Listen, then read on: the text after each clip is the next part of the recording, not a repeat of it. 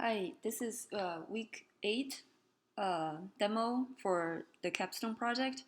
So here I have my game started, and then I click start, and then pick a house.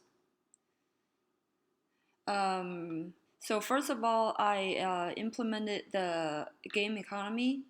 So I have the wheat shown here, and then timber shown here, and then I loaded like two small terrain. This is for the timber. This is for wheat.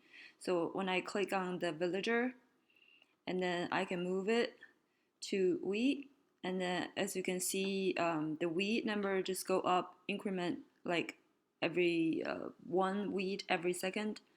And then if I move him to the timber, and then the value for timber goes up. So we'll definitely implement more of these the resources later on. But this is just to show the concept works. Then I implemented the adding a unit. So if I click on the castle, and then yeah, so I click the villager button, so you can see this the wheat value goes down, and then let's move it out, and then I'll do it uh, do it again. You see the wheat value goes down. So I have a little villager produced. So if there is already a villager produced, and then I click a villager again, you'll see that they give you a warning. I'll implement that later. It says the castle is occupied. So if I click on, I think this is barrack, and then I click, these buttons are not implemented correctly. I need to coordinate with my teammate, and then to get this image correct. So I guess, okay, I guess this is fine. Militia is produced. These two are not correct.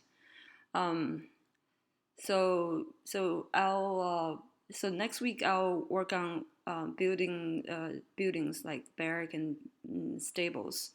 But this is what I've done so far for week 8. So here's the code. Here's the bottom bar, as you can see later, that shows the resources.